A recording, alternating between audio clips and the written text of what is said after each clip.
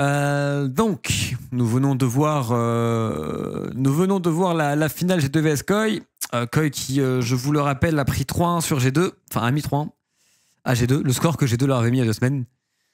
Si on doit débriefer ça assez rapidement, sans langue de bois, Koi a été une bien meilleure équipe. Je pense pas que ce soit les drafts, je pense que G2 avait de quoi faire. Je pense que Koi a été une bien meilleure équipe. Je pense notamment que Eliolia a fait un gros BO et qu'il a été, il devrait être MVP de la finale. Je sais pas qui l'a été, j'ai oublié de voter, je viens d'y penser, j'avais un vote en plus. Mais je pense que Eliolia a été MVP. Je pense que ça a été le meilleur joueur de loin. Je pense que Skew a pas été très bon à part dans la game 3. La seule win de G2, Skew a bien joué, les autres un peu moins, même si la game 4 c'est pas de sa faute. Je pense que Caps et Bibi ont run it, la game 4. Et du coup, en fait, Elia juste était bien meilleur. Il a réussi à trouver les angles pour faire passer devant la bot lane. Et le fait que la bot lane passe devant, le fait que Shopun ait des phases lane qui soient descentes plus Elia qui l'aide, bah, ils ont validé leur win condition dans les games. Et quand Koi sort devant à cet endroit-là, ils font la différence. Et Mirwin, sur la game où il devait faire la différence, c'est la game de Cassante, il l'a fait. Donc juste GG Koi, tu vois, ils méritent. Ils ont battu. Du coup, ils ont battu qui? Ils ont battu 2 fois Cassé, 1 fois G2. C'est ça en playoff? Ça, c'est que ça, c'est ouf. Ils ont fait 3 BO5 contre les 2 supposées meilleures équipes de la ligue, en tout cas du Winter, c'est sûr. Ils font 2 wins cassés, 1 win lose contre G2. Et ils méritent de fou leur titre. Il y a une interview d'ailleurs qui a été, si vous ne l'avez pas vue, je vous la conseille. En fin de BO, après je pense sur le chat, vous étiez déjà là. De Yoya et de Jopun qui était cool. En vrai. On peut reparler de Big qui peut pas jouer Rumble, ce qui est plutôt honteux. On peut en discuter. Je suis d'accord que le fait qu'en draft G2 soit bloqué sans Rumble, ça c'est toujours un problème. J'espère que ce sera fixe d'ici le MSI. Si on doit projeter vers le MSI pour G2 et pour Koi. Alors on va me dire que je suis un sorte de cassé quand je vais dire ça, mais je trouve que le BO d'hier avait un meilleur niveau. Je trouve qu'en fait G2 est arrivé sans trop proposer de jeu, ce qui m'a pas mal frustré. Je pense que par contre le premier G2 Koi était vraiment bien. Ce deuxième-là, je trouve un poil moins bon dans l'ensemble, parce que G2 a trop baissé son niveau par rapport à Koi, qui l'avait à un niveau solide. Donc j'ai un peu déçu par la finale de LEC. Je me demande un peu ce que ça va donner. Je pense que les 2 meilleurs BO... Je pense que le premier G2 Koi est un BO de vraie bonne qualité. Et je pense qu'il y a un KC Koi, je pense que c'est les 2 meilleurs BO qu'il y a eu dans le split. Je pense que c'est pas suffisant pour le LEC par rapport au niveau... du reste des ligues, c'est un poil décevant par rapport au premier week-end où je trouve que ça avait commencé fort. Et les playoffs, ça a plus descendu qu'autre chose. Du coup, pour se projeter vers le MSI, bah, du côté de G2, il faut que Caps retrouve ce qui fait sa force, c'est-à-dire son facteur clutch en mid-game de manière plus récurrente. Il l'a eu vraiment pendant un week-end, mais c'est tout, je trouve. Même s'il joue mieux sur la fin de split que dans le split entier, ça manque encore d'un truc. Donc je pense que ça va être trop important ça pour G2. Faut que Skew, Labrov et Caps arrivent à se mettre sur la même longueur d'onde, arrivent à se comprendre, ce qui est un petit peu rare, ce qui n'arrive pas tout le temps. Et t'as un peu l'impression qu'ils jouent chacun leur game. Je pense que Labrov n'est pas du tout à blâmer par contre. Je trouve dans les BO en règle générale, il fait le taf. En vrai. Et Bibi c'est un peu pareil que Caps. Il a été meilleur, mais il n'est pas si bon en lane. Il est moins bon que Caps en lane, je pense. Bibi a un petit souci en lane quand même. Même contre Mirwin, pas trouvé insane. Et il est moins. Il a plus. Enfin, c'est pas qu'il a plus, mais il est moins clutch qu'avant, quoi.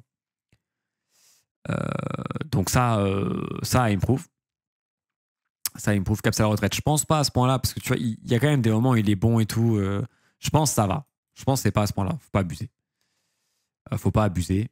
Et ouais, et du côté de Koi, par contre, les voyants sont ouverts. Hein. Les voyants sont ouverts. Objectivement, ils jouent bien.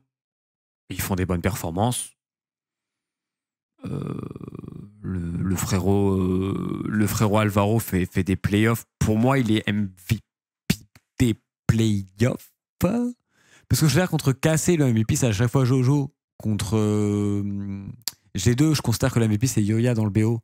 Mais à chaque fois, le numéro 2, je trouve que c'est Alvaro. En fait, Alvaro a été constant tout le temps. Donc, je trouve que c'est lui qui a été le plus important et le plus stable.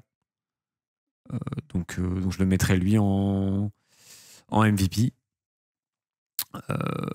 dans l'ensemble, je pense. Du côté de Koi, en tout cas, celui qui fait le plus la différence. Et juste, non, ils ont bien joué, ils ont été meilleurs, c'est tout. Hein. Alvaro était vraiment fort. Mirwin, On vanne beaucoup, mais déjà, dès qu'il a sorti K-Santé, il a fait un boulot à Kana, il a fait un boulot à Broken Blade. Bon, Kana, il avait un peu des circonstances, il y a eu un swap, mais il a fait boulot dans la game. Il a eu des games intéressantes et tout. Il a été bon, tu vois. Il a été bon. Il a été vraiment bon. Jojo Pyun a step up de dingue entre le Winter et le Spring, et je trouve que ça se respecte. Et faut vraiment respecter Jojo par rapport à l'improve qu'il a fait, le niveau qu'il avait en Winter et à quel point il a turn things around. Je trouve ça rend big. Donc respect à Jojo pour le coup. Et Supa Alvaro était bien meilleur en lane que durant le split. Ils ont pas mal outlane les gens. Même contre la botlane G2, il y a du 2v2 kill et Koi a dominé les lanes. Donc respect à eux pour ça pour le coup. Parce que je m'y attendais pas du tout. Donc même eux, ils ont snowball en lane. Et juste, ça a été une bonne équipe overall. Par contre, du coup, pour le MSI, je sais pas ce que vous en pensez dans le chat, mais si tu te projettes MSI, c'est vrai que c'est dur. Bon, on est quelqu'un qui regarde beaucoup la LCK, la LPL. Alors, on va voir la LPL demain. Il y a un BLG contre AL qui est le top de la LPL, donc c'est très intéressant de voir. LPL, je pense que tu peux les toucher quand tu es dans un très bon jour. Toucher la LCK, ça va être dur. Mais on n'a aucune chance. Ça dépend. Contre la LPL, pour moi, il y a des trucs à faire. Mais c'est clair que là, la finale est pas rassurante. On aimerait voir, on aurait aimé mieux. Mais impossible, dis-le. Bah, en fait, c'est impossible par rapport à la Corée, je pense. Mais je pense pas que ce soit impossible du tout par rapport à la LPL. Mais je me rends pas compte de LTA et de PCS. Enfin, c'est pas PCS, je crois. Il s'appelle différemment maintenant, la ligue. LCP, je crois. Si je dis pas de conneries. Donc à voir. À voir ce que ça va donner. Mais LPL, tu penses, tape qui?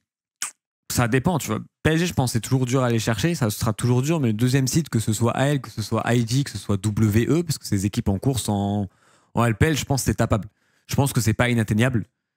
Et il faut voir, le gros problème des équipes LEC, c'est les variations de niveau d'une semaine à l'autre qui sont immenses. Alors, c'est le cas aussi en LPL. Les seuls qui sont stables, c'est la LCK. Mais c'est un truc de fou comment on varie en termes de niveau de jeu.